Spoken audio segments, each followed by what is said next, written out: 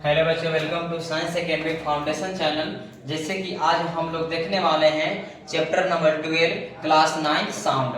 पहले क्लास में हम लोग देखा था साउंड क्या होता है। साउंड एक प्रकार का ऊर्जा होता है, ठीक ना। उसके बाद साउंड किस तरह से ट्रेवल करता है, कहाँ ट्रेवल करता है, तो हमने बताया था साउंड जो है ट्रेवल करता है मीडियम में।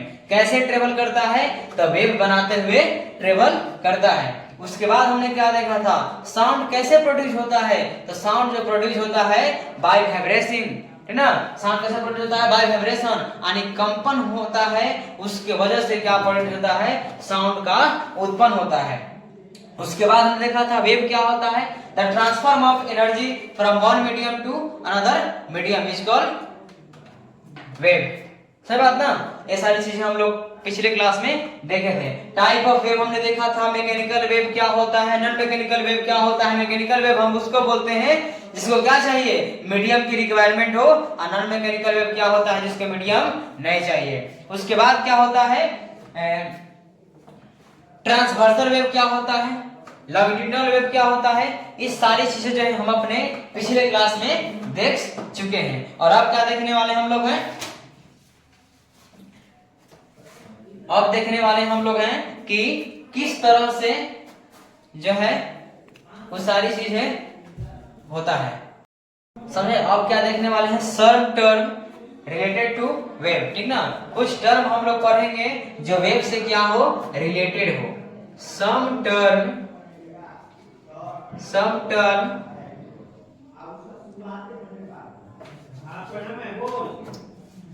रिलेटेड टू वेव, यानी कुछ टर्म हम पढ़ेंगे जो वेव से क्या हो, रिलेटेड हो।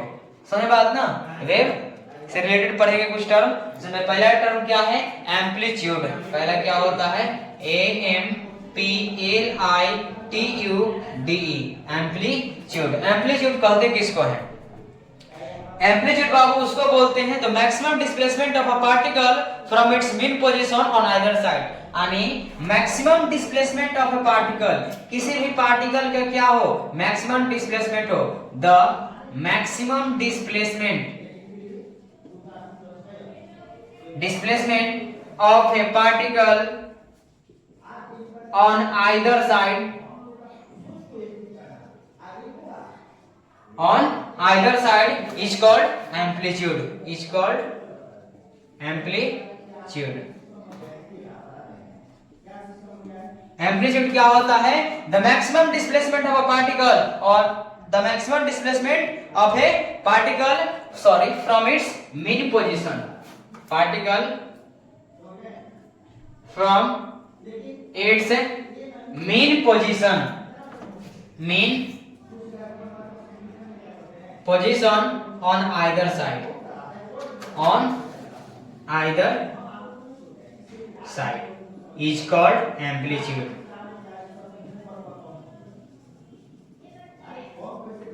एम्पलीट्यूड क्या होता है, the maximum displacement of a particle from its mean position on either side is called amplitude. Amplitude बाबू हम उसको बोलते हैं जो क्या हो, मीन पोजीशन से क्या होता है, मीन पोजीशन से क्या हो, मैक्सिमम डिस्प्लेसमेंट हो किसी पार्टिकल का, वही क्या होता है, एम्पलीट्यूड होता है। ये क्या है, ये जो मीन पोजीशन है, समझ बात ना, ये मीन पोजीशन है। और इस मीन पोजीशन से जो मैक्सिमम डिस्प्लेसमेंट हुआ, इस मीन पोजीशन से क्या हुआ, जब हम किसी रस्सी को किसी क्या, या तो रोप को या वायर को पकड़कर अगर उसको हम खींचते हैं तो क्या होगा, ऊपर की ओर घुमा के जाकर नीचे आएगा, ठीक ना।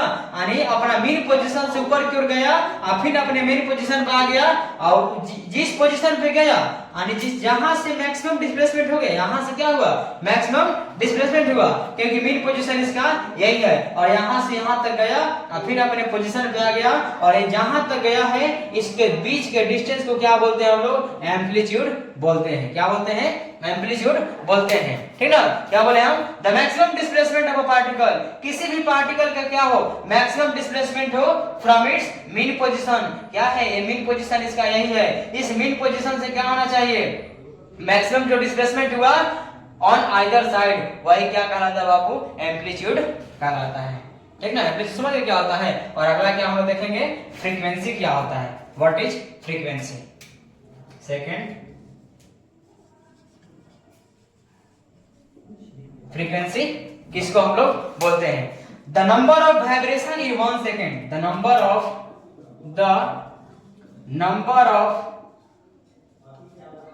Vibration in 1 second is called frequency.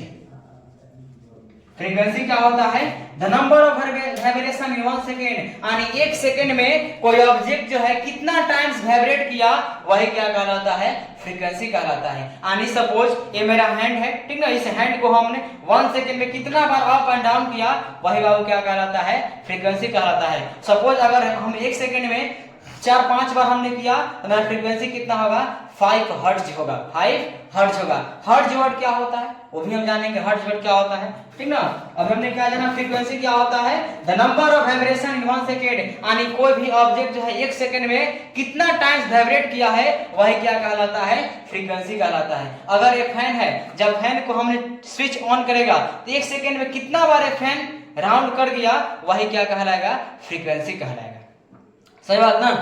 तो अब क्या जानेंगे हम लोग? SI unit of frequency, SI unit of frequency is hertz. यानी SI यूनिट जो होता है फ्रीक्वेंसी का क्या होता है? हर्ट्ज होता है। यानी अगर कोई पूछता है कितना टाइम्स वाइब्रेट किया है तो हम अगर बताएंगे, नंबर तो बताएंगे ही, लेकिन साथ साथ क्या बताना पड़ेगा? SI यूनिट बताना पड़ेगा कितना हर्ट्ज हुआ। समझ बात ना। यानी जिस तरह से अगर हम कोई ऑब्जेक्ट को या किसी ऑब्जेक्ट का मास को, लेंथ को, टाइम को, सब चीज का जब हम वेट को मेजर करते हैं तो क्या बोलते हैं? अगर मीटर को, अगर किसी ऑब्जेक्ट का लंबाई को मापना हो तो क्या बोलते हैं? कितना मीटर हुआ, ठीक ना, 8 मीटर, 9 मीटर, 10 मीटर या जो भी हो, ठीक ना। अगर ठीक उसी प्रकार से अगर किसी ऑब्जेक्ट का मास को मापना हो तो क्या करते हैं? केजी में हुआ, ग्राम में हुआ। ठीक उसी तरह से फ्रीक्वेंसी जो है जिसको हम लोग क्या करते हैं? हर्ट्ज में मापते हैं। सही बात ना। फ्रीक्वेंसी क्या होता है? हर्ट्ज में मापते हैं और फ्रीक्वेंसी का SI यूनिट बाबू क्या होगा? हर्ट्ज होगा, ठीक ना। अब हम लोग क्या जानेंगे? टाइम पीरियड क्या होता है, ठीक ना। टाइम पीरियड, ठीक है। थर्ड नंबर क्या देखना है? टाइम पीरियड क्या होता है, ठीक ना। The time taken to complete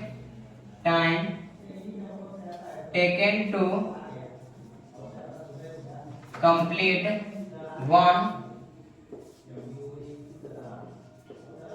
oscillation is called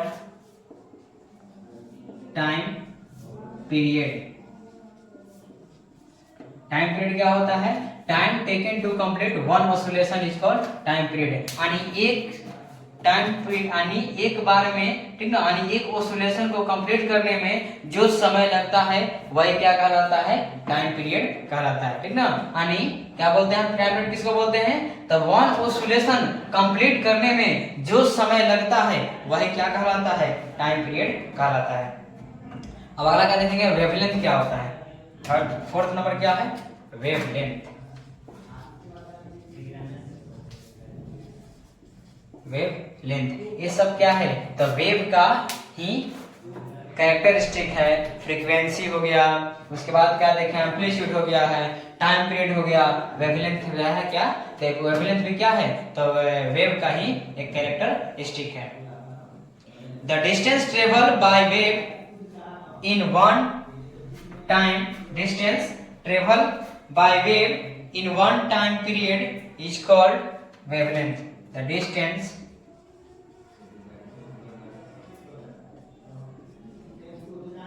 travel by wave, ठीक ना, the distance travel by wave in one time period, in one time period is called wavelength। wavelength क्या होता है?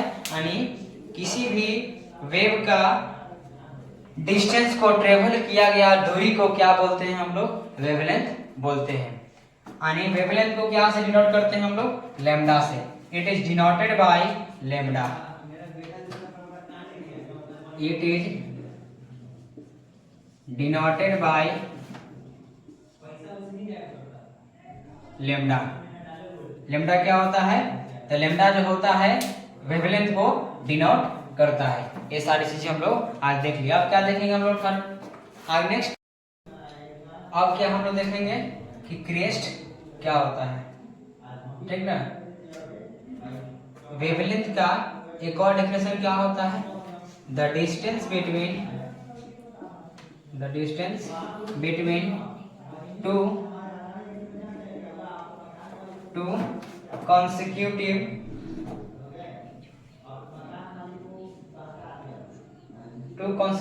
trough, the distance between two consecutive trough is called wavelength। दूसरा क्या बोल सकते हैं, the distance between two consecutive crest, ये हो सकता है। एक और डेफिनेशन क्या इसको लिख सकते हैं, the distance between two consecutive compression, ठीक है। एक और क्या दे सकते हैं, the distance between two consecutive rarefaction,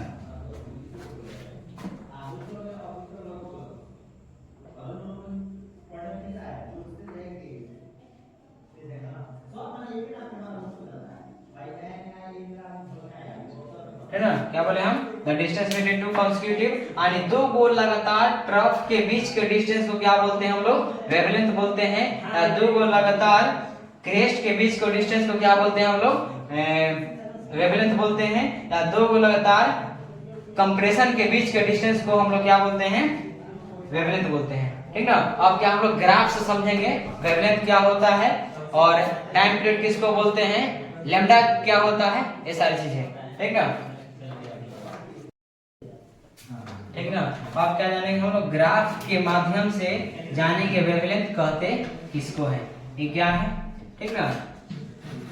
इसको हमने ड्रॉ कर दिया। अब क्या जानेगा, वेवलेंथ कहते किसको है, तो हमने क्या बताया था कि वेवलेंथ बाबू हम उसको बोलते हैं, 3-4 डेफिनेशन लिखवाया था कि दो गो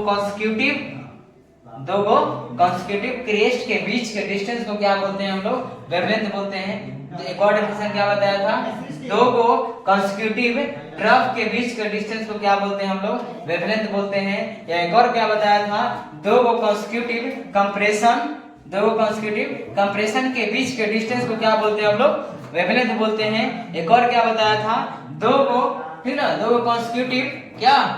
कॉन्सिक्यूटिव रिफ्रैक्शन के बीच के डिस्टेंस को क्या बोलते हैं हम लोग, वेवलेंथ बोलते हैं, ठीक ना। और ये क्या है, एक क्रिएस्ट है, ये क्या है, क्रिएस्ट है। ये दोनों क्रिएस्ट के बीच के डिस्टेंस को क्या बोलेंगे हम लोग, वेवलेंथ बोलेंगे। इसको क्या से डिनोट कर देंगे, तो लैम्डा से डिनोट करेंगे। ये क्या है, ट्रफ है, ये दोनों के बीच के डिस्टेंस को क्या बोलेंगे हम लोग, वेवलेंथ बोलेंगे। इसको क्या से डिनोट करेंगे, तो लैम्डा से डिनोट करेंगे, ठीक ना। अब क्या हम लोग जानेंगे, अब जानेंगे ग्राफ रिप्रेजेंटेशन किसे होता है, ठीक है। अब क्या जानना है हम लोग को, graphical representation of longitudinal wave, और दूसरा क्या है, graphical representation of transversal wave. यानी दो गो है, एक होता है लॉन्गिट्यूडिनल वेव और दूसरा क्या होता है, ट्रांसवर्सल वेव। ये दोनों का क्या जानना है, ग्राफ रिप्रेजेंटेशन, ग्राफिकल रिप्रेजेंटेशन हम लोग कैसे करेंगे। जैसे पढ़ा रहा है ना, तो ये अभी क्षमता है इनके क्लास में, इसका उन्होंने देखिएगा इनकी क्लास में, अगर आपके एक क्लास इनके बीच में ये क्लास अगर यहाँ पर है आप ले जाएंगे, नहीं बोल रहे क्या, ठीक ना। ये क्या होता है पता है, क्रेस्ट इसको बोलते हैं। ये क्या होता है, इसको बोलते हैं, ठीक ना, हाई डेंसिटी, हाई डेंसिटी। इसको क्या बोलते हैं, लो डेंसिटी,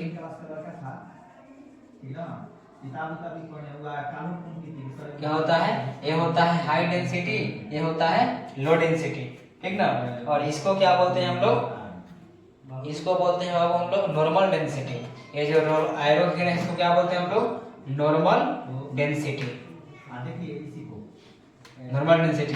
ये क्या होगा, अगर इस मीन पोजीशन से ऊपर गिर जाए इसको क्या बोलेंगे हम लोग, हाई डेंसिटी। अगर इस मीन पोजीशन से नीचे गिरे इसको क्या बोलेंगे हम लोग, लो डेंसिटी। और बीच में रहे तो इसको क्या बोलेंगे हम लोग, नॉर्मल डेंसिटी, ठीक ना, नॉर्मल डेंसिटी। इसको क्या बोलते हैं हम लोग पता है, इसको बोलते हैं क्रिएस्ट, इसको क्या बोलते हैं? ट्रफ। इसको बोलते हैं क्रेस्ट। इसको क्या बोलते हैं हम लोग? ट्रफ। यही क्या है? Graphical representation of longitudinal wave. ठीक ना। अगला क्या होता है? Graphical representation of transversal wave. इसका भी कुछ नहीं, इसका भी सेम कहानी वैसा ही, ऐसे पार दिया हमने। ठीक ना। अब इसको हमने क्या करेगा? ऐसे ऐसे कर दिया। अब क्या जानेंगे? इसको बोलते हैं प्लस भी डिस्प्लेसमेंट। इसको क्या बोलते हैं? माइनस भी डिस्प्लेसमेंट। ठीक ना। और इसको क्या बोलते हैं?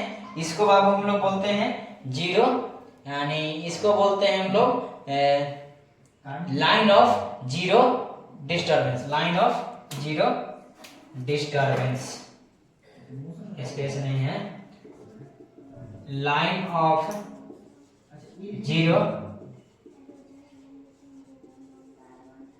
डिस्टरबेंस। ठीक ना। आणि ऊपर की ओर इसको क्या बोलते हैं? Positive displacement.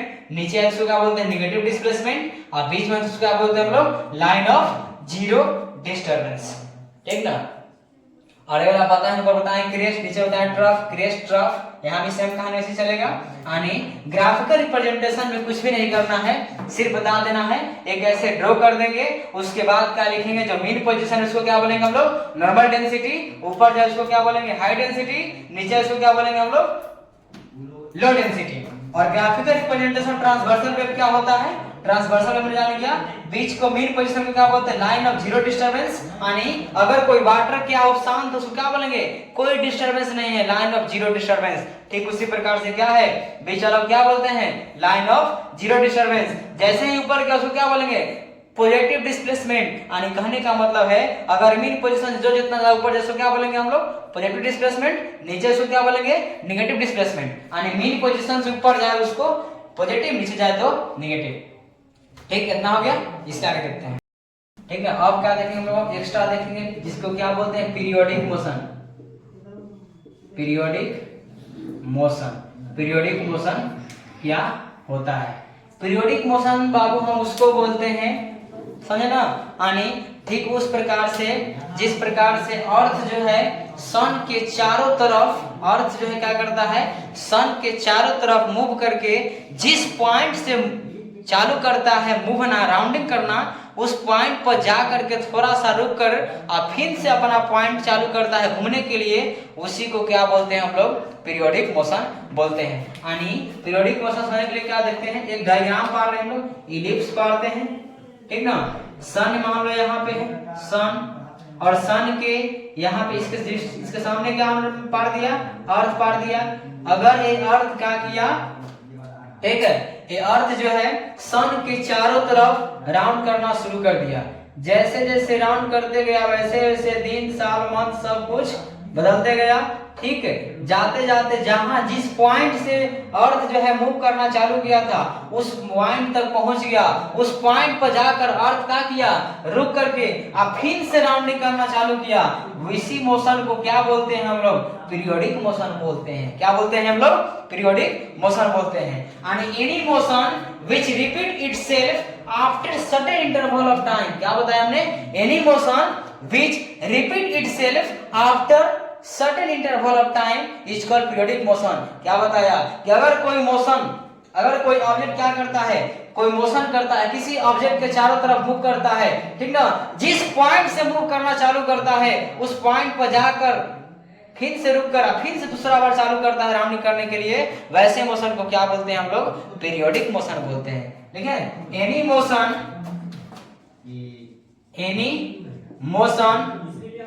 which repeat itself after certain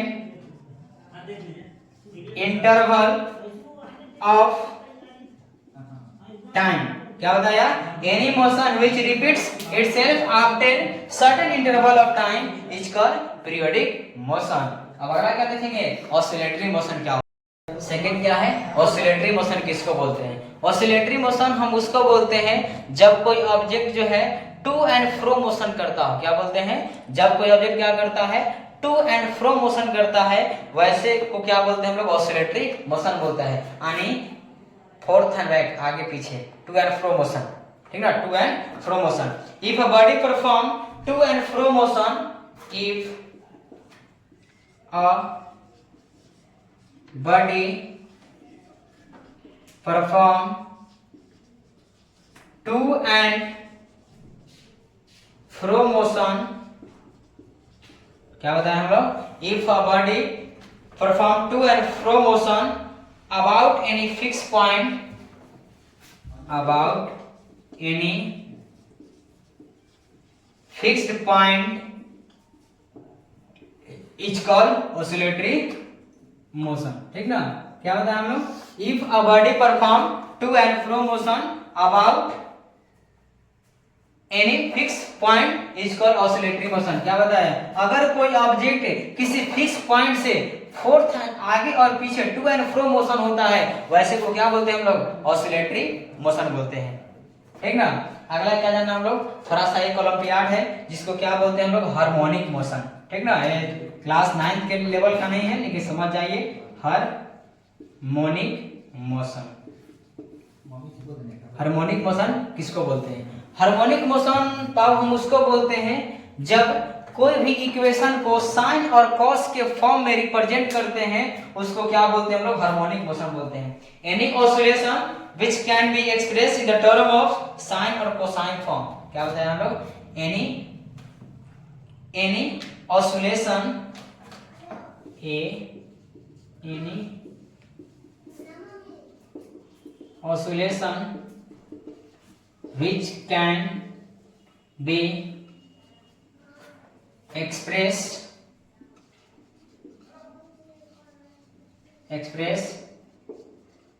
in the term of sine और कोसाइन, क्या बताया हमने, अगर कोई भी ऑसिलेशन जो है, ठीक ना, जिसको हम लोग रिप्रेजेंट करते हैं किस टर्म में, साइन और कोसाइन के फॉर्म में, उसको क्या बोलते हैं हम लोग, ऑसिलेट हार्मोनिक मोशन बोलते हैं, ठीक ना, any oscillation which can be express in the term of sine और कोसाइन, ठीक है। जैसे हम लोग क्या रिप्रेजेंट यहाँ पर देख लेते हैं, y इक्वल टू क्या होगा, a साइन मेगावाट, ठीक ना, तो जहां पे साइन वर्ड आ गया, ये क्या होता है, हार्मोनिक मोशन होता है, ठीक ना, हार्मोनिक मोशन होता है। एक और क्या आ जाएगा, E equal to E naught sine omega t, जहां जहां पे इक्वेशन में साइन और कोसाइन वर्ड आ गया, कुछ भी नहीं देखना है, क्या देखना है, साइन और कोसाइन वर्ड देखना है, जैसे ही साइन और कोसाइन वर्ड आया वो क्या होगा, हार्मोनिक मोशन होगा। अगला क्या जानना है, relation between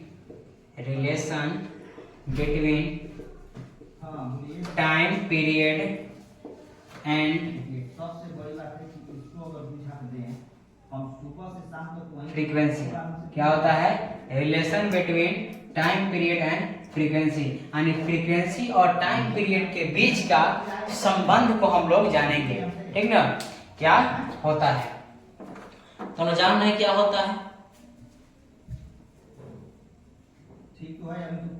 frequency equal to, हम लोग फार्मूला जाना होगा, फ्रीक्वेंसी इक्वल टू क्या होता है, 1 by time, frequency equal to क्या होता है, 1 बाई टाइम, ठीक ना, यानी अगर 30 सेकंड में, क्या बताया, अगर